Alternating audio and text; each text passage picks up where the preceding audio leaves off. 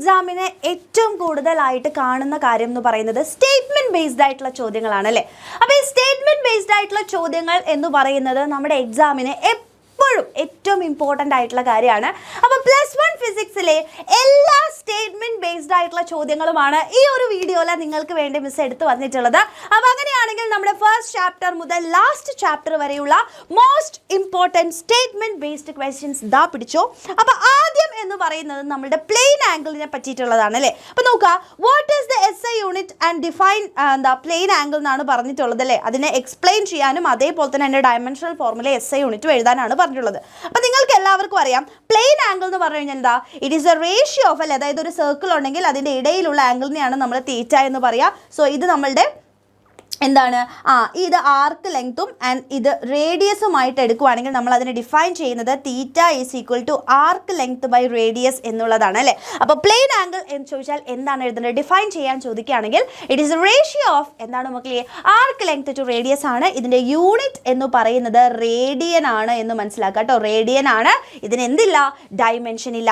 അതേപോലെ ചോദിക്കുന്ന അടുത്ത ഒരു ചോദ്യമാണ് സോളിഡ് ആംഗിൾ, അതിൻ്റെ ഡെഫിനിഷൻ അതേപോലെ തന്നെ അതിൻ്റെ SI യൂണിറ്റും ഡയമെൻഷണൽ ഫോർമുലയും ചോദിച്ചു കഴിഞ്ഞാൽ നിങ്ങൾ പറയാൻ അറിയണം.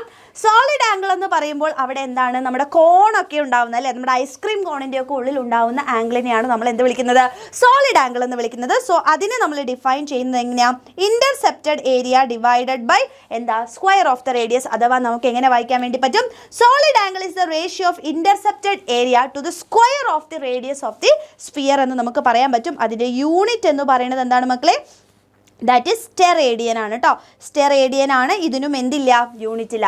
പിന്നെ നമുക്ക് പഠിക്കാനുള്ള അടുത്ത സ്റ്റേറ്റ്മെന്റ് ബേസ്ഡ് ആയിട്ടുള്ള ഒരു ക്വസ്റ്റ്യൻ എന്ന് പറയുന്നത് define fundamental and derived quantities ആണ്. എന്താണ് ഫണ്ടമെന്റൽ ക്വാണ്ടിറ്റീസ്, എന്താണ് ഡിറൈവ്ഡ് ക്വാണ്ടിറ്റീസ് എന്ന് പറയുന്ന ഒരു ചോദ്യം ചോദിക്കാൻ സാധ്യതയുണ്ട്. അപ്പോൾ ഫണ്ടമെന്റൽ ആയിട്ടുള്ള ക്വാണ്ടിറ്റീസ് എന്ന് പറയാൻ നിങ്ങൾക്ക് എല്ലാവർക്കും അറിയാം എന്താ, the physical quantities which are independent on other quantities അല്ലേ. വേറെ ഒരു ക്വാണ്ടിറ്റീസിനെയും ഡിപ്പെൻഡ് ചെയ്യാത്ത എന്താ ക്വാണ്ടിറ്റീസിനെയാണ് നമ്മൾ എന്ത് വിളിക്കുന്നത്, ഫണ്ടമെന്റൽ ആയിട്ടുള്ള ക്വാണ്ടിറ്റീസ് എന്ന് വിളിക്കുന്നത്. ഇനി ഡിറൈവ്ഡ് ആയിട്ടുള്ള ക്വാണ്ടിറ്റീസ് എന്ന് പറഞ്ഞു കഴിഞ്ഞാൽ എന്താണ് മക്കളെ, physical quantities which depends on fundamental ആയിട്ടുള്ള ക്വാണ്ടിറ്റീസ്. ഫണ്ടമെന്റൽ ആയിട്ടുള്ള ക്വാണ്ടിറ്റീസിനെ ഡിപ്പെൻഡ് ചെയ്തുകൊണ്ട് പറയുന്നതിനെയാണ് നമ്മൾ ഡിറൈവ്ഡ് ക്വാണ്ടിറ്റീസ് എന്ന് പറയുക. അതിന് എക്സാമ്പിൾ ആണ് നമ്മുടെ വെലോസിറ്റി, ഫോഴ്സ്, ഡെൻസിറ്റി, പ്രഷർ എന്നൊക്കെ പറയുന്നത്. ഓക്കെ ആണല്ലോ. ഇനി അവരുടെ യൂണിറ്റ്സിനെയാണ് നമ്മൾ ഡിറൈവ്ഡ് യൂണിറ്റ്സ് എന്ന് പറയുന്നത് കേട്ടോ. ആൻഡ് ഇതിൽ ഏറ്റവും ഇമ്പോർട്ടൻ്റ് ആയിട്ട് നമ്മുടെ യൂണിറ്റ്സ് ആൻഡ് മെഷർമെൻറ്റ്സ് ചോദിക്കുന്ന ഒരു സ്റ്റേറ്റ്മെന്റ് ബേസ്ഡ് ക്വസ്റ്റൻ ആണ് ഡിഫൈൻ പ്രിൻസിപ്പിൾ ഓഫ് ഹോമോജിനിറ്റി എന്ന് പറയുന്നത്. എന്താണ് മക്കളെ പ്രിൻസിപ്പിൾ ഓഫ് ഹോമോജിനിറ്റി എന്ന് പറഞ്ഞു കഴിഞ്ഞാൽ വളരെ സിമ്പിൾ ആണ്. That the quantities with the same dimensional formula can be added or subtracted അല്ലേ. സെയിം ഡയമെൻഷണൽ ഫോർമുല ഉള്ള ക്വാണ്ടിറ്റീസിനെ മാത്രമാണ് ആഡ് ചെയ്യാനും അതേപോലെ തന്നെ സബ്ട്രാക്ട് ചെയ്യാനും പറ്റുള്ളൂ എന്നതാണ് നമ്മളുടെ പ്രിൻസിപ്പിൾ ഓഫ് ഹോമോജിനിറ്റി. ആ പ്രിൻസിപ്പിൾ ഓഫ് ഹോമോജിനിറ്റി അപ്ലിക്കേഷൻസും കൂടെ ജസ്റ്റ് ഒന്ന് ഓർത്തിരിക്കുക. ഒന്ന്, ഒരു ഇക്വേഷൻ ഡയമെൻഷനലി കറക്റ്റ് ആണോ എന്ന് ചെക്ക് ചെയ്യാൻ നമുക്ക് യൂസ് ചെയ്യാം.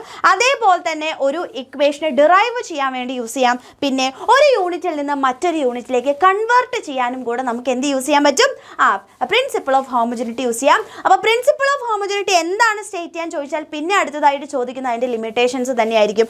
ഓക്കെ, അപ്പോൾ ലിമിറ്റേഷൻസ് എന്താണെന്ന് ചോദിച്ചു കഴിഞ്ഞാൽ നോക്കുക, ബൈ ദിസ് മെത്തേഡ് നമുക്ക് ഡയമെൻഷൻ ഇല്ലാത്ത കോൺസ്റ്റൻസിനെ കാൽക്കുലേറ്റ് ചെയ്യാൻ വേണ്ടി പറ്റില്ല അല്ലേ. അപ്പോൾ ഡയമെൻഷൻലെസ് കോൺസ്റ്റൻസിനെ നമുക്ക് കണ്ടുപിടിക്കാൻ വേണ്ടി പറ്റില്ല. അതേപോലെ തന്നെ ട്രിഗ്നോമെട്രിക്, എക്സ്പോണൻഷ്യൽ, ലോഗരിതമിക് ടേംസിനെ ഒന്നും നമുക്ക് അനലൈസ് ചെയ്യാൻ വേണ്ടി പറ്റില്ല. അതുപോലെ ഒരു ഇക്വേഷൻ ഡയമെൻഷനലി കറക്റ്റ് ആണോ എന്ന് മാത്രമേ നമുക്ക് ചെക്ക് ചെയ്യാൻ പറ്റുള്ളൂ. ആ റിലേഷൻ ആക്ച്വലി റൈറ്റ് ആണോ എന്ന് നമുക്ക് നോക്കാൻ വേണ്ടി പറ്റില്ല. ഇത്രയും കാര്യങ്ങളാണ് നമ്മുടെ ഫസ്റ്റ് ചാപ്റ്ററിൽ ഒരു എന്താ പറയുക സ്റ്റേറ്റ്മെന്റ് ബേസ്ഡ് ആയിട്ടുള്ള ചോദ്യങ്ങളുള്ളത്. നെക്സ്റ്റ് ആണ് നമ്മുടെ മോഷൻ ഇൻ എ പ്ലെയിൻ എന്ന് പറയുന്ന ചാപ്റ്ററിലേക്ക് നമ്മൾ പോവുകയാണെങ്കിൽ അവിടെ നിന്ന് ചോദിക്കുന്ന ആദ്യത്തെ ചോദ്യം പാരലലോഗ്രാം ലോയിനെ സ്റ്റേറ്റ് ചെയ്യാനാണ്.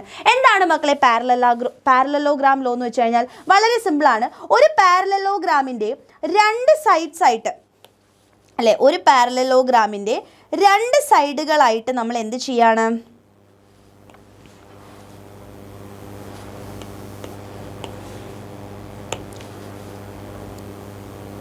രണ്ട് സൈഡുകളായിട്ട് നമ്മൾ നമ്മുടെ വെക്റ്റേഴ്സിനെ കൺസിഡർ ചെയ്യുകയാണെന്നുണ്ടെങ്കിൽ അതിൻ്റെ ഡയഗണലായിരിക്കും നമ്മുടെ റിസൾട്ടൻ്റ് എന്ന് പറയുന്നത് അല്ലേ. അപ്പോൾ അങ്ങനെയാണെന്നുണ്ടെങ്കിൽ ഇതിൻ്റെ ഡയഗണൽ ഇങ്ങനെ നമ്മൾ നോക്കുകയാണെങ്കിൽ ഈ ഡയഗണലായിരിക്കും എന്തെന്ന് പറയുന്നത്, നമ്മുടെ റിസൾട്ടൻ്റ് എന്ന് പറയുന്നത് കേട്ടോ. ഇത് എ ആണ്, ഇത് ബി ആണെന്നുണ്ടെങ്കിൽ this will be A + B. ഇതാണ് പറയുന്നത്. അപ്പോൾ നോക്കിക്കേ, if to vectors vectors can be represented by two adjacent sides of a parallelogram drawn from a point. എന്താ their resultant is the diagonal of the parallelogram from the same point. ആ same പോയിന്റിൽ നിന്നുമുള്ള എന്താണ് diagonal ആയിരിക്കും അതിൻ്റെ resultant എന്ന് പറയുന്നത്. അതേപോലെ തന്നെ വരുന്നതാണ് നമ്മുടെ ട്രയാങ്കുലർ ലോ എന്ന് പറയുന്നത്. ട്രയാങ്കുലർ ലോ എന്താണ് മക്കളെ പറയുന്നത്? വളരെ സിമ്പിളാണ്. അതായത് രണ്ട് വെക്റ്റേഴ്സിനെ നമ്മളുടെ ഒരു ട്രയാങ്കിളിൻ്റെ സൈഡുകളായിട്ട് ഓർഡറിൽ വെക്കുകയാണെന്നുണ്ടെങ്കിൽ അതിൻ്റെ third side in the opposite order ആയിരിക്കും എന്തെന്ന് പറയുന്നത്. ഇതിപ്പോൾ എ എന്ന് പറയുന്ന വെക്ടറാണ്, ഇത് ബി എന്ന് പറയുന്ന വെക്ടർ ആണെങ്കിൽ this will be A plus B. ഇതായിരിക്കും എ പ്ലസ് ബി എന്ന് പറയുന്നത്. അപ്പോൾ നമ്മൾ ഇതിനെ എങ്ങനെ എഴുതാം? If the vectors R represented as two sides of the triangle then the third side of the triangle represents the resultant. അപ്പോൾ മനസ്സിലാക്കണം, ഒരേ ഓർഡറിൽ വെക്കണം and resultant will be in the opposite order ആണെന്നും കൂടെ ഓർത്തിരിക്കുക കേട്ടോ. അടുത്ത നോക്കുക, state first law of motion. അത് മാത്രമാണ് നമ്മളുടെ മോഷനെ പ്ലെയിൻ സ്റ്റേറ്റ്മെൻറ്റ് ബേസ്ഡ് ആയിട്ടുള്ളൂ. ഇനി ഇവിടെ നോക്കൂ state first law of motion. Laws of മോഷനിലേക്ക് വരുമ്പോൾ ഒരുപാട് സ്റ്റേറ്റ്മെൻറ്റ് ബേസ്ഡ് ചോദ്യമുണ്ട്. ഫസ്റ്റ് ലോ എന്താണ്? നമുക്കറിയാം, it states that a body continues to be in state of rest or uniform motion until an external force acts on it. പഠിച്ചു വെക്കുക, എക്സാമിന് ചോദിക്കും. അടുത്തത് സെക്കൻഡ് ലോ തന്നെയാണ്. എന്താണ് മക്കളെ second law? The rate of change of momentum is directly proportional to the unbalanced external force that acts on the object ആണ്. And F is equal to M A എന്ന് പറയുന്ന ഇക്വേഷൻ നമുക്ക് actually ഇവിടെ നിന്നാണ് കിട്ടുന്നത്. അതിൻ്റെ ഡെറിവേഷനും വളരെ ഇമ്പോർട്ടൻ്റ് ആണ്, എക്സാമിന് ചോദിക്കാറുള്ളൊരു ഭാഗമാണ് കേട്ടോ. നോക്കുക, define impulse. What is the SI unit of impulse എന്നാണ് ചോദിച്ചിട്ടുള്ളത്. എന്താണ് മക്കളെ ഇമ്പൾസ് എന്ന് വെച്ചാൽ? It is A large force acting on A very short time. ഒരു വലിയ ഫോഴ്സ് ഒരു ചെറിയ സമയത്തേക്ക് കൊടുക്കുന്നതിനെയാണ് നമ്മൾ എന്ത് വിളിക്കുക? ഇമ്പൾസീവ് ഫോഴ്സ് എന്ന് വിളിക്കുക. അതിൻ്റെ യൂണിറ്റ് എന്താണ്? Newton second. ഇമ്പൾസ് എന്ന് വെച്ചാൽ ഫോഴ്സ് ഇൻറ്റു ടൈം ആണ്. സോ അതിൻ്റെ യൂണിറ്റ് എന്ന് പറയുന്നത് ന്യൂട്ടൺ സെക്കൻഡ് ആണ് കേട്ടോ, ന്യൂട്ടൺ സെക്കൻഡ് ആണ്. ഇനി നെക്സ്റ്റ് നോക്കുക, state Newton's third law of motion. അത്ര റിപ്പീറ്റഡ് ആയിട്ട് ചോദിക്കാറൊന്നുമില്ല, വളരെ സിമ്പിൾ ആയിട്ടുള്ള ലോ ആയതുകൊണ്ട് തന്നെ എക്സാമിന് ചോദിക്കാൻ സാധ്യതയില്ല. പക്ഷേ നിങ്ങളൊന്ന് ഓർത്തിരിക്കുക, ചോദിച്ചാൽ നിങ്ങൾ എഴുതുന്നു മിസ്സിനറിയാം. അപ്പോൾ state Newton's third law of motion എന്താണ് മക്കളെ? For every action there is N equal and opposite reaction ആണ്. ഇവിടെ നിന്ന് നിങ്ങൾ പഠിക്കേണ്ട രണ്ട് ഇമ്പോർട്ടൻ്റ് ആയിട്ടുള്ള പോയിന്റ്സ് ആണ് മിസ് പറഞ്ഞുതരാൻ പോകുന്നത്. Action and reaction are equal and opposite, but അവർ എന്ത് ചെയ്യുന്നില്ല? ക്യാൻസൽ ഔട്ട് ചെയ്യുന്നില്ല, because they acts on different body. അങ്ങനത്തെ ചോദ്യങ്ങളാണ് ചോദിക്കുക. എന്തുകൊണ്ടാണ് ഈക്വലും ഓപ്പോസിറ്റുമായിട്ടുള്ള നമ്മുടെ ആക്ഷനും റിയാക്ഷനും എന്ത് ചെയ്യാത്തത്? ക്യാൻസൽ ഔട്ട് ചെയ്ത് പോകാത്തത് എന്നുള്ളൊരു ചോദ്യം വരികയാണെങ്കിൽ നിങ്ങൾ കൃത്യമായിട്ട് പറയണം അവർ action and reaction acts on different ആയിട്ടുള്ള ബോഡീസ് ആണെന്ന് മനസ്സിലാക്കുക.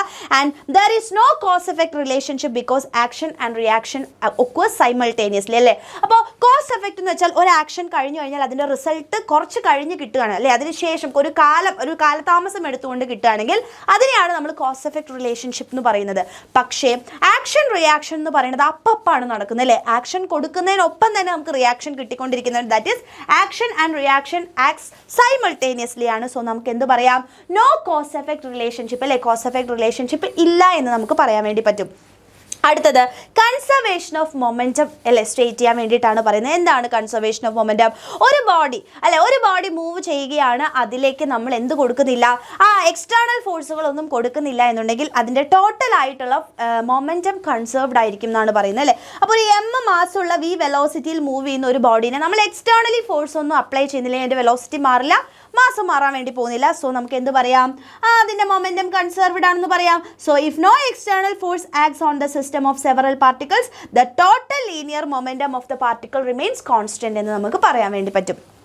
ഇനി നോക്കുക, അടുത്ത ഇമ്പോർട്ടൻ്റ് ആയിട്ടുള്ള ചോദ്യം എന്ന് പറയുന്നതാണ് law of static friction state ചെയ്യാനുള്ള ഒരു ചോദ്യം ചോദിക്കാൻ സാധ്യതയുണ്ട്. അപ്പോൾ ലോ ഓഫ് സ്റ്റാറ്റിക് ഫ്രിക്ഷൻ എന്ന് പറഞ്ഞു കഴിഞ്ഞാൽ വളരെ സിമ്പിളാണ്. നമുക്കറിയാം സ്റ്റാറ്റിക് ഫ്രിക്ഷൻ എന്ന് പറഞ്ഞു കഴിഞ്ഞാൽ എന്താ മക്കളെ? അപ്കമിങ് മോഷൻ അല്ലെങ്കിൽ ഒരു ബോഡി റെസ്റ്റിലിരിക്കുകയാണെങ്കിൽ അത് മൂവ് ചെയ്യാൻ വേണ്ടി ശ്രമിക്കുമ്പോഴുള്ള ഫ്രിക്ഷനെയാണ് നമ്മൾ സ്റ്റാറ്റിക് ഫ്രിക്ഷൻ എന്ന് പറയുക. ആൻഡ് ദിസ് സ്റ്റാറ്റിക് ഫ്രിക്ഷൻ എന്ന് പറയുന്നത് is proportional to normal reaction എന്ന് പറയുന്നതാണ് നമ്മുടെ ലോ ഓഫ് സ്റ്റാറ്റിക് ഫ്രിക്ഷൻ കേട്ടോ. അപ്പോൾ ലിമിറ്റിംഗ് ഫ്രിക്ഷൻ എന്ന് പറയുന്നത് ഈസ് പ്രപ്പോർഷണൽ ടു അല്ലെ, ലിമിറ്റിംഗ് ഫ്രിക്ഷൻ എന്ന് വെച്ചാൽ സ്റ്റാറ്റിക് ഫ്രിക്ഷൻ മാക്സിമം ആണ്, is proportional to normal reaction എന്ന് പറയുന്നതാണ് നമ്മളുടെ equation. That is Fs is equal to mu Sn എന്ന് പറയുന്നതാണ് ഇവിടുന്ന് കിട്ടുന്നത് കേട്ടോ. അടുത്ത നോക്കുക, 0th law of thermodynamics state ചെയ്യാനാണ് ചോദിച്ചിട്ടുള്ളത്. എന്താണ് സീറോത്ത് ലോ ഓഫ് തെർമോഡൈനാമിക്സ് എന്ന് പറഞ്ഞാൽ വളരെ സിമ്പിളാണ്. രണ്ട് സിസ്റ്റംസ് ഒരു മൂന്നാമതൊരു സിസ്റ്റവുമായിട്ട് സെപ്പറേറ്റ്ലി ഇക്വിലിബ്രിയത്തിലാണെന്ന് വിചാരിക്കുക. അങ്ങനെയാണ് എന്നുണ്ടെങ്കിൽ അവർ തമ്മിലും എന്തായിരിക്കും, ഇക്വിലിബ്രിയത്തിലായിരിക്കും എന്നാണ് എഴുതി കൊടുക്കേണ്ടത് കേട്ടോ. അപ്പോൾ ഇതിലത്തെ ഏതെങ്കിലും ക്വസ്റ്റ്യൻസ് നിങ്ങൾക്ക് അറിയില്ല എന്നുണ്ടെങ്കിൽ എന്ത് ചെയ്യുക, പോസ് ചെയ്യുക, പഠിച്ച് മുന്നോട്ടേക്ക് പോവുക. ഓക്കെ, അടുത്ത് നോക്കുക. State first law of thermodynamics ആണ് പറഞ്ഞിട്ടുള്ളത്. അതായത് ഒരു സിസ്റ്റത്തിലേക്ക് നമ്മൾ കൊടുക്കുന്ന ഹീറ്റ് എന്ന് പറയുന്നത് അതിൻ്റെ ഇന്റേണൽ എനർജിയും വർക്ക് ഡണ്ണുമായിട്ട് മാറുന്നു എന്നതാണ് നമ്മുടെ first law of thermodynamics. Conservation of energy ആണ് അത് ഒബേ ചെയ്യുന്നത് കേട്ടോ. അപ്പോൾ എന്താണ് നമുക്ക് എഴുതാൻ വേണ്ടി പറ്റിയത്? Heat energy supply to a system goes partially, കുറച്ച് എന്തിനാ പോകുന്നത്, to increase the internal energy of the system and the rest to work done, അല്ലെ വർക്ക് ഡൺ ആയിട്ട് പോകുന്നു. ഇനി നോക്കൂ, define thermodynamic process. What are the different types of thermodynamic പ്രോസസ്സുകൾ എന്നാണ് ചോദിച്ചിട്ടുള്ളത്. എന്താണ് മക്കളെ തെർമോഡൈനാമിക് പ്രോസസ് എന്ന് വെച്ചാൽ? വളരെ സിമ്പിളാണ്.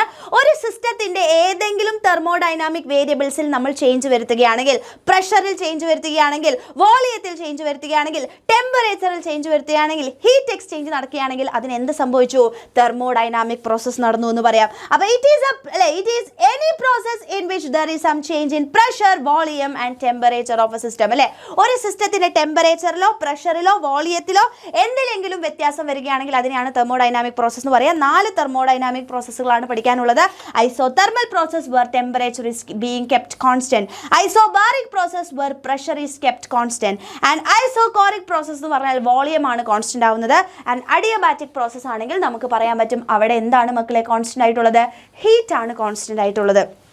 അടുത്ത ചോദ്യം തന്നെ അതാണ്, എന്താണ് ഐസോതെർമൽ പ്രോസസ്? അത് സ്റ്റേറ്റ് ചെയ്യാൻ നമ്മളോട് ചോദിക്കും. അതുപോലെ തന്നെ വർക്ക് ഡണ്ണിൻ്റെ ഡെറിവേഷനും അവിടെ നിന്ന് ചോദിക്കാറുണ്ട് കേട്ടോ. അപ്പോൾ നോക്കുക, it is a process in which the temperature is kept constant അല്ലെങ്കിൽ kept fixed throughout is called isothermal process. അപ്പോൾ ഐസോതെർമൽ പ്രോസസ് ആണെങ്കിൽ പ്രഷറിൽ വ്യത്യാസം വരും, വോളിയത്തിൽ വ്യത്യാസം വരും, ഹീറ്റിൽ വ്യത്യാസം വരും, പക്ഷേ ടെമ്പറേച്ചറിൽ ചേഞ്ച് ഉണ്ടാവില്ല. അടുത്ത് നോക്കിക്കേ, അത് തെർമോഡൈനാമിക് പ്രോസസ് തെർമോഡൈനാമിക് പ്രോസസ് എന്ന് പറഞ്ഞു കഴിഞ്ഞാൽ തെർമോഡൈനാമിക് വേരിയബിൾസ് മാറുകയാണ്. നോക്കുക, name the thermodynamic process in which PV raised to gamma is equal to constant. അത് ശരിക്കും ഏതാ? PV raised to gamma എന്ന് പറയുമ്പോൾ തന്നെ അത് അഡിയബാറ്റിക് പ്രോസസ് ആണ്. അപ്പോൾ അടുത്ത ചോദ്യം എന്ന് പറയുന്നത് എക്സ്പ്ലെയിൻ അഡിയബാറ്റിക് പ്രോസസ് എന്ന് തന്നെയാണ് അല്ലേ. എങ്ങനെ നമുക്ക് എഴുതാൻ പറ്റും?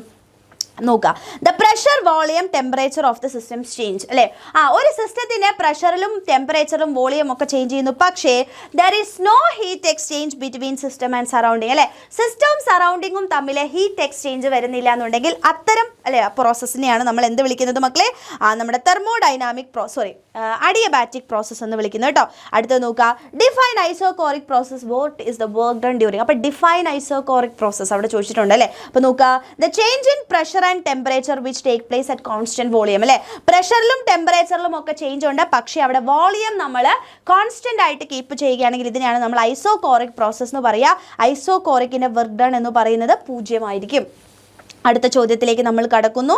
എന്താണ് അടുത്ത ചോദ്യം? ഡിഫൈൻ ഐസോബാറിക് പ്രോസസ് എന്നാണ് പറഞ്ഞത്. എന്താണ് മക്കളെ ഐസോബാറിക് പ്രോസസ്? സെയിം സാധനം, change in volume and temperature of a gas when പ്രഷറിനെയാണ് നമ്മൾ അവിടെ കോൺസ്റ്റന്റ് ആയിട്ട് കീപ്പ് ചെയ്തിട്ടുള്ളത് എന്ന് മനസ്സിലാക്കുക. അടുത്ത ചോദ്യം, ക്വാസി സ്റ്റാറ്റിക് പ്രോസസ്സ് എന്താണെന്നുള്ളതാണ്.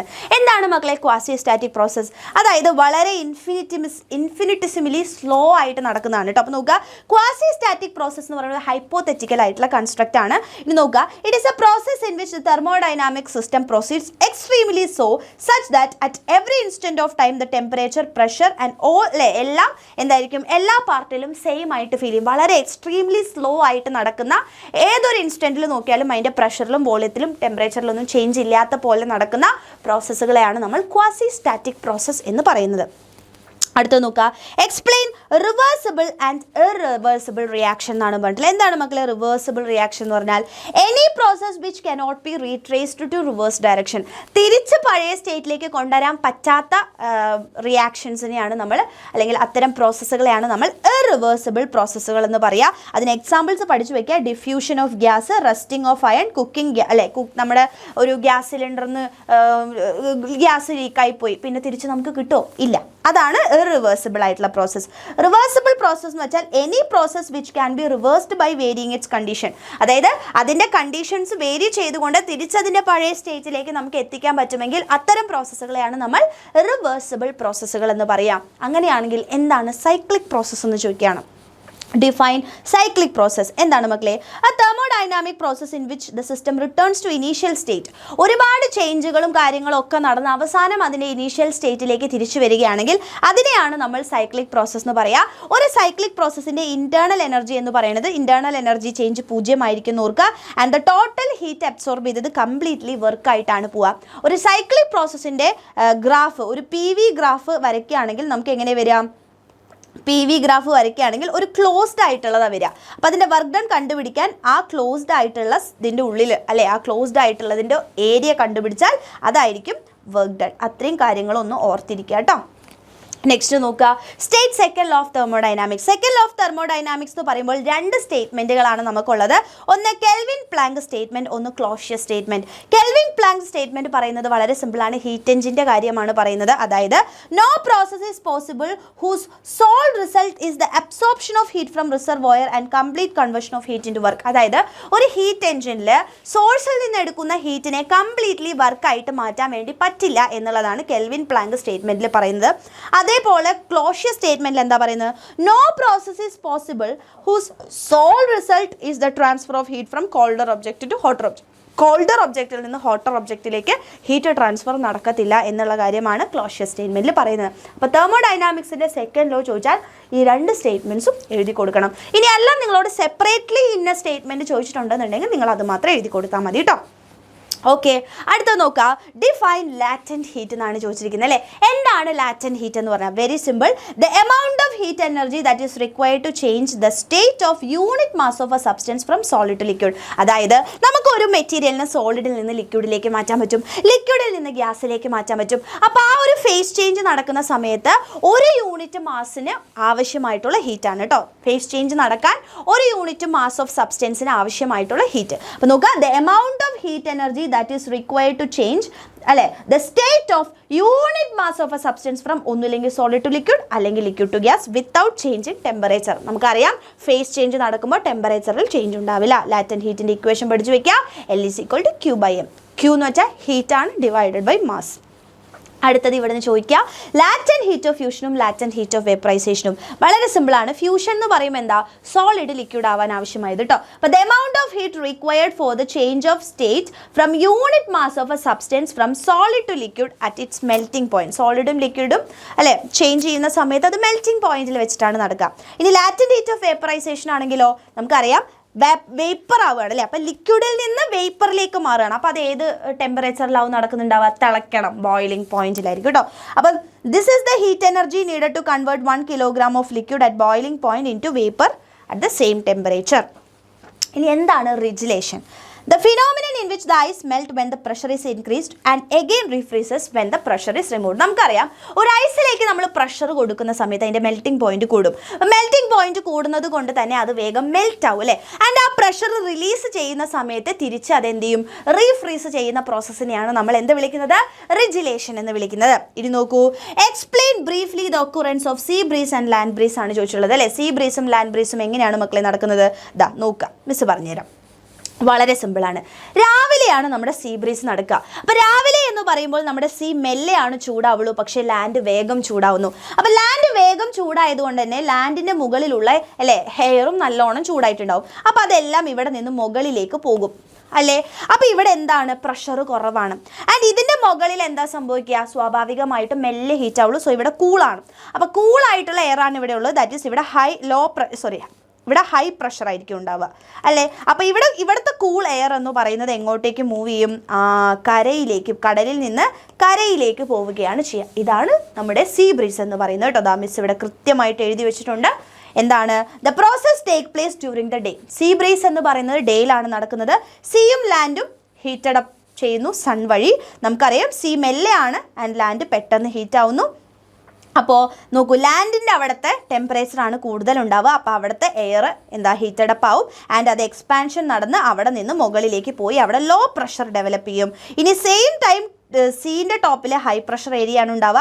അപ്പോൾ ഈ ഒരു പ്രഷർ ഡിഫറൻസ് കാരണം ഈ ഹൈ പ്രഷർ ആയിട്ടുള്ള സീയിൽ നിന്നും ലോ പ്രഷർ ആയിട്ടുള്ള ലാൻഡിലേക്ക് ബ്രീസ് വീശുന്നു. അപ്പോൾ സീയിൽ നിന്നും ലാൻഡിലേക്ക് വീശുന്നത് കൊണ്ട് അതിന് സീ ബ്രീസ് എന്ന് പറയുന്നു. ഇനി രാത്രിയാണ് എന്ത് നടക്കുന്നത്? ലാൻഡ് ബ്രീസ് നടക്കുന്നത്. നൈറ്റ് ആകുമ്പോൾ കൂളിംഗ് ആണ് നടക്കുക അല്ലേ. അപ്പോൾ ലാൻഡ് പെട്ടെന്ന് കൂളാവും. പക്ഷേ ഇത് ഓൾറെഡി ചൂടായിട്ടിരിക്കുകയാണ് രാവിലെ, അപ്പോൾ അത് മെല്ലെ മെല്ലെ മെല്ലെ എന്ത് ചെയ്യുള്ളൂ, ചൂട് കുറഞ്ഞു വരുള്ളൂ അല്ലേ. അപ്പോൾ ഓൾറെഡി നമുക്ക് വെള്ളത്തിനായിരിക്കും ചൂട് കൂടുതൽ, ലാൻഡിന് തണുപ്പായിരിക്കും രാത്രി. കാരണം എന്താ, ഇതിനെല്ലാം കാരണം വെള്ളത്തിൻ്റെ സ്പെസിഫിക് ഹീറ്റ് കപ്പാസിറ്റിയാണ്. അപ്പോൾ ഇവിടെ ചൂടാണ്, അപ്പോൾ ഇവിടുത്തെ ചൂട് എയർ ആയതുകൊണ്ട് തന്നെ ചൂട് എയർ എല്ലാം മുകളിലേക്ക് എക്സ്പാൻഡ് ചെയ്ത് പോകും, ഇവിടെ ലോ പ്രഷർ ആയിരിക്കും അല്ലേ. ഇനി ഇവിടെ ഓൾറെഡി തണുപ്പായതുകൊണ്ട് തണുപ്പുള്ള എയർ ആയിരിക്കും ഇവിടെ ഉണ്ടാവുക, സോ ഹൈ പ്രഷർ ആയിരിക്കും. സ്വാഭാവികമായിട്ടും എന്താ, കടലിലേക്ക് കരയിൽ നിന്ന് വീശും, അതിനെ നമ്മൾ കരക്കാറ്റ് എന്ന് പറയും. അതും നിങ്ങളൊന്ന് ജസ്റ്റ് ഒന്ന് വായിച്ചു നോക്കിക്കേ. This process take place during the night അല്ലേ. ഇനി എന്താ പറയുക, ലാൻഡും സീയും കൂൾ ചെയ്യുകയാണ് ചെയ്യുന്നത്. നമുക്കറിയാം ലാൻഡ് പെട്ടെന്ന് കൂളാവുന്നു, സീ മെല്ലെയാണ് എന്താണ് കൂളാവുന്നുള്ളൂ. അപ്പോൾ ലോ പ്രഷർ എന്ന് പറയുന്നത് എവിടെയായിരിക്കും, സീൻ്റെ അവിടെയായിരിക്കും ഉണ്ടായിരിക്കുക, ആൻഡ് ലാൻഡിൻ്റെ അവിടെ ഹൈ പ്രഷർ ആയിരിക്കും. സോ എയർ എന്ന് പറയുന്നത് ലാൻഡിൽ നിന്നും സീയിലേക്ക് വീശുന്നു. അതിനെയാണ് നമ്മൾ എന്ത് വിളിക്കുന്നത് മക്കളെ, ലാൻഡ് ബ്രീസ് എന്ന് വിളിക്കുന്നത്. അടുത്ത് നോക്കുക, difference between transverse and longitudinal waves എന്നാണ് ചോദിച്ചിട്ടുള്ളത്. എന്താ ട്രാൻസ്വേഴ്സ് വേവ് എന്ന് വെച്ചാൽ നമുക്കറിയാം പാർട്ടിക്കിൾസ് പെർപെൻഡിക്കുലർലി ആണ് ഡയറക്ഷൻ ഓഫ് മോഷന് പെർപെൻഡിക്കുലർലി വൈബ്രേറ്റ് ചെയ്യുകയാണെങ്കിൽ അതിനെ നമ്മൾ എന്ത് വിളിക്കും, ട്രാൻസ്വേഴ്സ് വേവ് എന്ന് വിളിക്കും. ഇനി പാരലൽ ആയിട്ടാണ് വൈബ്രേറ്റ് ചെയ്യുന്നത് എന്നുണ്ടെങ്കിൽ, particles vibrate parallel to the direction of propagation ആണെങ്കിൽ അതിനെ നമ്മൾ ലോഞ്ചിറ്റ്യൂഡിനൽ വേവ്സ് എന്ന് വിളിക്കും. ഇനി ട്രാൻസ്വേഴ്സ് വേവിലാണെങ്കിൽ ക്രസ്റ്റും ട്രഫുമാണ് ഉണ്ടാവുക, ഇവിടെയാണെങ്കിലോ കംപ്രഷൻസും റെയർ ഫാക്ഷൻസും ആണ് ഉണ്ടാവുക. എക്സാമ്പിൾസ് പഠിച്ചു വെക്കുക. ഓക്കെ, അടുത്ത ചോദ്യത്തിലേക്ക് നമ്മൾ പോവാണ്. എന്താണ് സ്റ്റാൻഡിംഗ് വേവ്സ് എന്ന് പറയുന്നത്? എന്താണ് മക്കളെ standing waves? Standing wave is the superposition of two distinct waves that changes amplitude but does not propagate അല്ലേ. രണ്ട് വേവ്സ് അല്ലേ സൂപ്പർ ഇമ്പോസ് ചെയ്യുന്ന സമയത്ത് അവിടെ അതിൻ്റെ ആംപ്ലിറ്റ്യൂഡിൽ വ്യത്യാസം ഉണ്ടാവും, പക്ഷെ അത് പ്രൊപ്പഗേറ്റ് ചെയ്ത് പോകാത്ത വേവിനെയാണ് നമ്മൾ എന്ത് വിളിക്കുന്നത്, സ്റ്റാൻഡിംഗ് വേവ്സ് എന്ന് വിളിക്കുന്നത് കേട്ടോ. ഇനി എന്താണ് ബീറ്റ്സ് എന്നുള്ളതാണ് അവസാനത്തെ ചോദ്യമായിട്ട് ഈ ഒരു ചാപ്റ്ററിൽ നിന്ന് വരുന്നത്. എന്താ, രണ്ട് സൗണ്ട് വേവ്സിൻ്റെ സെയിം ആംപ്ലിറ്റ്യൂഡും ചെറിയ ഡിഫറൻസ് ഇൻ ഫ്രീക്വൻസിയിലുള്ള രണ്ട് വേവ്സ് സൂപ്പർ ഇമ്പോസ് ചെയ്യുന്ന സമയത്ത് അവിടെ alternate increase and decrease in sound കേൾക്കുന്നു. ആ alternate increase and decrease in സൗണ്ടിനെയാണ് നമ്മൾ ബീറ്റ്സ് എന്ന് വിളിക്കുന്നത്. ഇൻക്രീസ് ഇൻ സൗണ്ടിനെ നമ്മൾ വാക്സിംഗ് എന്നാണ് പറയുക, ആൻഡ് ഡിക്രീസ് ഇൻ സൗണ്ടിനെ നമ്മൾ വാനിങ് എന്നാണ് പറയുക. അപ്പോൾ ഒരു ബീറ്റ് എന്ന് പറഞ്ഞാൽ ഒരു വാക്സിങ്ങും ഒരു വാനിങ്ങും കൂടെ കൂടുമ്പോഴാണ് നമുക്ക് എന്ത് വരുന്നത് മക്കളെ, ഒരു ബീറ്റ് എന്ന് പറയുന്നത്. ഇത്രയും കാര്യങ്ങളാണ് നമുക്ക് ഈ ചാപ്റ്ററിൽ നിന്നും പഠിക്കാനുള്ളത്. ആൻഡ് ബാക്കിയുള്ള ക്വസ്റ്റ്യൻസ് നിങ്ങൾക്ക് അടിപൊളിയായിട്ട് ജൂഡി മിസ്സും കൂടെ പറഞ്ഞു തരും. സോ നിങ്ങൾ അതും കൂടെ കണ്ടതിന് ശേഷം മാത്രം അല്ലെ കംപ്ലീറ്റ് ആയിട്ടുള്ള നമ്മളുടെ സ്റ്റേറ്റ്മെൻറ്റ് ടൈപ്പ് ഓഫ് ക്വസ്റ്റ്യൻസ് പഠിക്കുക. നമ്മുടെ +1 എക്സാം നമ്മൾ പൊളിച്ചെടുക്കും. ഓക്കെ മക്കളെ, താങ്ക് യു. ഹലോ എക്സാമിൻ്റെ ഫാമിലി, അപ്പോൾ നമുക്ക് വേഗം തന്നെ ക്വസ്റ്റ്യൻസിലേക്ക് കടക്കാം. First question, what is A modulus of elasticity, what is it's unit? Modulus of elasticity എന്ന് പറഞ്ഞു കഴിഞ്ഞാൽ സ്ട്രെസ് ഡിവൈഡഡ് ബൈ സ്ട്രെയിൻ ആണ്. അതുപോലെ തന്നെ അതിൻ്റെ യൂണിറ്റ് എന്ന് പറയുന്നത് എന്താണ്, ന്യൂട്ടൺ പെർ മീറ്റർ സ്ക്വയർ ആണ് അല്ലേ. സ്ട്രെസ്സിൻ്റെ അതേ യൂണിറ്റ് ആണ്, കാരണം സ്ട്രെയിൻ എന്ന് പറയുന്നതിന് യൂണിറ്റ് ഇല്ല. സോ സ്ട്രെസ്സിൻ്റെ അതേ യൂണിറ്റ് ആണ്. അതുപോലെ തന്നെ സ്ട്രെസ്സിൻ്റെയും സ്ട്രെയിനിൻ്റെയും റേഷ്യോനെയാണ് നമ്മൾ മോഡുലസ് ഓഫ് ഇലാസ്റ്റിസിറ്റി എന്ന് പറയുന്നത്. അങ്ങനെ 3 ടൈപ്പാണുള്ളത്, യങ്സ് മോഡുലസ്, ഷിയർ മോഡുലസ്, അതുപോലെ തന്നെ ബൾക്ക് മോഡുലസ്. യങ്സ് മോഡുലസ് എന്ന് പറഞ്ഞു കഴിഞ്ഞാൽ longitudinal stress by longitudinal strain ആണ്. അതുപോലെ തന്നെ ഷിയർ മോഡുലസ് എന്ന് പറഞ്ഞാൽ shearing stress by shearing strain ആണ്. ബൾക്ക് മോഡുലസ് എന്ന് പറഞ്ഞു കഴിഞ്ഞാൽ hydraulic stress by volume strain ആണ്. അതുപോലെ തന്നെ next one, state Hooke's law. Hooke's law എന്ന് പറയുന്നത് എന്താണ്, ഫോർ സ്മോൾ ഡിഫോമിംഗ് ഫോഴ്സസ് അല്ലെങ്കിൽ within elastic limit stress is directly proportional to strain എന്ന് പറയുന്നതാണ് ആ ഒരു ലോ എന്ന് പറയുന്നത്. Define angle of contact. Angle of contact എന്ന് പറഞ്ഞാൽ എങ്ങനെയാണ്, it is angle between tangent to the liquid surface and tangent to the solid surface inside the liquid. അപ്പോൾ ഇങ്ങനെയാണ് ആ ഒരു ലിക്വിഡ് സർഫസ് എങ്കിൽ അതിൻ്റെ ടാൻജന്റ് അതുപോലെ തന്നെ സോളിഡ് സർഫസിലേക്കുള്ള ടാൻജന്റ് അതിനിടയിലുള്ള ആംഗിളിനെയാണ് നമ്മൾ എന്ത് പറയുക, ആംഗിൾ ഓഫ് കോണ്ടാക്ട് എന്ന് പറയുക. അപ്പോൾ വാട്ടറിൻ്റെ കേസിൽ അത് <90 ആയിരിക്കും. അതുപോലെ തന്നെ മെർക്കുറിയുടെ കേസ് ആണെങ്കിൽ ഇങ്ങനെയാണ് സർഫസ് വരിക. സോ >90 ഡിഗ്രി ആയിരിക്കും ഇതിൻ്റെ കേസിൽ, നമ്മുടെ മെർക്കുറിയുടെ കേസിലൊക്കെ ആണെങ്കിൽ വരുന്നുണ്ടായിരിക്കുക. Next one, Bernoulli's principle state ചെയ്യാനായിട്ടുള്ള ക്വസ്റ്റ്യൻ ആണ്. As we move along streamline sum of pressure, kinetic energy per unit volume, potential energy per unit volume remains constant. P plus half rho V1 square plus rho G H1 is equal to P2 plus half rho V2 square plus rho G H2. അതുപോലെ തന്നെ define coefficient of viscosity eta ആണ്. eta is equal to shear stress divided by strain rate ആണ് അല്ലേ. The coefficient of viscosity is a measure of how much a fluid resist the deformation under a given rate of shear stress. അതായത് ആ ഒരു ലിക്വിഡിന് അല്ലെങ്കിൽ ഫ്ലൂയിഡിനുള്ള resistance to ഫ്ലോയിനെയാണ് നമ്മൾ viscosity എന്ന് പറയുന്നത് അല്ലേ. അതുപോലെ തന്നെ കോഎഫിഷ്യന്റ് ഓഫ് വിസ്കോസിറ്റി എന്താണെന്ന് ചോദിച്ചു കഴിഞ്ഞാൽ നമുക്ക് ഇങ്ങനെ ഡിഫൈൻ ചെയ്യാം, shear stress by strain rate. Okay, അതുപോലെ തന്നെ state the law behind the picture. ഒരു ഹൈഡ്രോളിക് ലിഫ്റ്റ് ആണ് ഇവിടെ കൊടുത്തിട്ടുള്ളത്. ആ ഒരു ലോ എന്ന് പറയുന്നത് എന്താണ്? പാസ്കൽസ് ലോ ആണ്. അപ്പോൾ 2 ലോ ആണ് മെയിൻ ആയിട്ടുള്ളത്. ഫസ്റ്റ് ലോ എന്ന് പറയുന്നത് pressure in A fluid at rest is same at all points and in all direction if they are at the same height. അതുപോലെ തന്നെ Pascal's law of fluid transmission എന്ന് പറയുന്നത് എന്താണ്?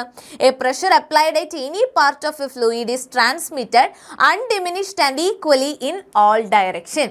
Okay, next one, distinguish between stream line and turbulent flow. Stream line flow എന്ന് പറഞ്ഞു കഴിഞ്ഞാൽ ഏതെങ്കിലും ഒരു പോയിന്റ് എടുക്കുന്നുണ്ടെങ്കിൽ ടൈമിനനുസരിച്ച് അവിടുത്തെ വെലോസിറ്റിക്ക് എന്ത് വരുന്നില്ല? മാറ്റം വരുന്നില്ല അല്ലേ? Every point on the streamline has particular velocity which does not change with time. അതുപോലെ തന്നെ ടർബുലന്റ് ഫ്ലോ ആണെങ്കിലോ every point on the streamline has a velocity which changes with time. ടൈമിനനുസരിച്ച് വെലോസിറ്റി എന്ത് ചെയ്യുന്നു? മാറി വരുന്നു. Okay, define viscosity. എന്താണ് viscosity എന്ന് പറയുന്നത്? It is the internal friction between different layers of a fluid. അതുപോലെ തന്നെ viscous force is equal to നമുക്ക് എങ്ങനെ എഴുതാം? Eta A into d v by d x. Okay, next one, state and explain Torricelli's law. Torricelli's law states that speed of efflux from a hole will be equal to velocity of a body in a free fall released from the top of A tank. അതായത് ഒരു tank ഉണ്ട്, അവിടെ ഞാൻ ഇവിടെ ആയിട്ട് ഒരു whole ഇട്ടിട്ടുണ്ട്. അതുപോലെ തന്നെ ഈ ഒരു ഹൈറ്റ് എന്ന് പറയുന്നത് h ആണെന്ന് വിചാരിക്കുക. അങ്ങനെയാണെങ്കിൽ ഇതേ ഹൈറ്റിൽ നിന്ന് ഞാനൊരു ബോളിനെ ഫ്രീ ഫോൾ ചെയ്യാണ്, താഴേക്ക് ഇടുകയാണെങ്കിൽ അതിന് ഈ ഒരു സ്ട്രൈക്ക് ചെയ്യുന്ന സമയത്തുള്ള വെലോസിറ്റി എത്രയായിരിക്കും? √2gh ആയിരിക്കും അല്ലേ? അത് തന്നെയായിരിക്കും ഇതിൽ നിന്ന് പുറത്ത് വരുന്ന ഫ്ലൂയിഡിൻ്റെ വെലോസിറ്റി എന്ന് പറയുന്നത് v is equal to √2gh. ഇതാണ് ടോറിസെല്ലീസ് ലോ എന്ന് പറയുന്നത്. Next one, define surface tension. Surface ടെൻഷനെ നമുക്ക് എങ്ങനെ ഡിഫൈൻ ചെയ്യാം?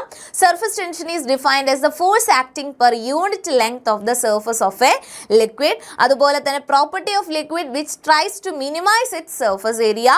This is the reason why water drops take spherical shape അല്ലേ? Surface tension decreases with rise in temperature. Surface tension is scalar quantity ആണ്. അപ്പോൾ S is equal to F divided by L ആണ്. Okay, next one, define terminal velocity. Write the equation of terminal velocity. The maximum velocity at which net force on a falling body becomes 0 is called terminal velocity. ഏതൊക്കെ force ആണ് act ചെയ്യുക? ബോയിൻ force ഉണ്ട്, അതുപോലെ viscous force ഉണ്ട്, അതുപോലെ തന്നെ താഴേക്ക് gravitational force ഉണ്ട്. ഇതെല്ലാം എന്ത് ചെയ്യുന്നു? ബാലൻസ്ഡ് ആവുന്ന സമയത്ത്, മുകളിലേക്കുള്ള ഫോഴ്സും താഴേക്കുള്ള ഫോഴ്സും ഈക്വൽ ആകുന്ന സമയത്ത് അവിടെ എന്ത് വരുന്നു? വെലോസിറ്റി കോൺസ്റ്റന്റ് ആവുന്നു. ആ മാക്സിമം വെലോസിറ്റിനെയാണ് നമ്മൾ ടെർമിനൽ വെലോസിറ്റി എന്ന് വിളിക്കുക. Then VT is equal to 2/9 eta r square g into rho b minus rho f. അതായത് നമ്മൾ എടുക്കുന്ന ആ ഒരു ബോൾ ഉണ്ടല്ലോ, സ്ഫെറിക്കൽ ബോൾ, അതിൻ്റെ ഡെൻസിറ്റി ആണ് ആദ്യം എഴുതേണ്ടത്. ദെൻ ഫ്ലൂയിഡിൻ്റെ ഡെൻസിറ്റി ആണ് രണ്ടാമത്. Okay, next one, what do you mean by capillary rise? Like capillarity അല്ലെങ്കിൽ capillary action refers to the phenomenon of a liquid rising or falling in a narrow tube due to surface tension and adhesive and cohesive forces acting against gravity. Okay, rise മാത്രമല്ല സംഭവിക്കുക, ഫോളും സംഭവിക്കും. ഇപ്പോൾ മെർക്കുറിയുടെ കേസിലൊക്കെ ആണെങ്കിൽ capillary fall ആണ് സംഭവിക്കുന്നത്.